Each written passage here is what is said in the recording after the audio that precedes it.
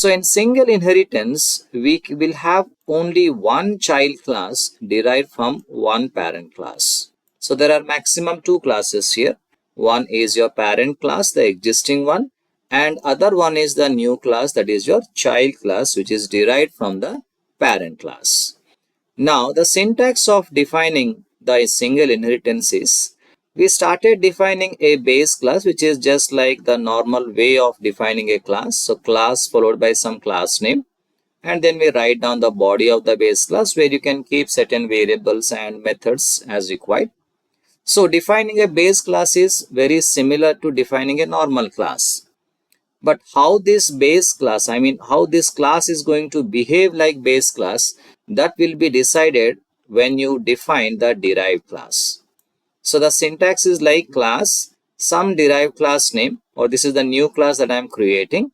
And within the brackets, I need to mention the name of this class. So once we mention the name of this class, like base underscore class we have written, now this automatically behaves like a parent class.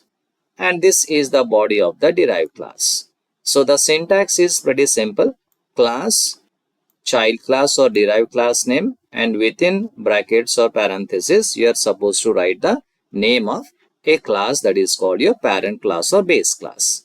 So because in single inheritance, we have one base class and one derived class. Hence, this is how the syntax goes. Now let's look into the example. Say we have taken one class called animal.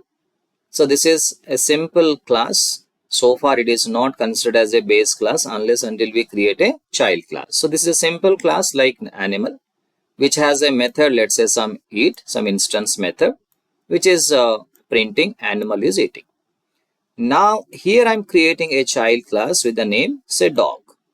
And because inside this parenthesis we have used this name animal here. So now this animal is going to behave like a parent class, and this dog is going to behave like a child class. Now inside this dog class, we have defined one instance method, let's say bark, which is printing a message like dog is barking. Now after this child class is defined, what we can see is, because dog is a child class of the animal class, hence all the members of animal class. So for the time being, the animal class is only one method. What is the method? Eat method. So eat method is also logically available along with the dog class. So I can say by the end of this, your dog class contains two methods. One which is of its own, that is your bark method. The other method, that is eat, which has inherited from the animal class. So now what we have done here, we are trying to create the object of the child class or the derived class. So some object reference equal to say derived class name. Now because we have two methods associated with dog class now, one which is directly available, other one which has taken from animal class.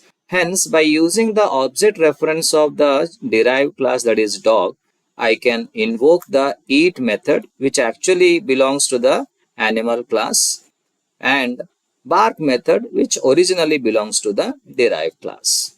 So now obviously when I'm trying to call eat method, it is going to print animal is eating, that is the content of this function, method.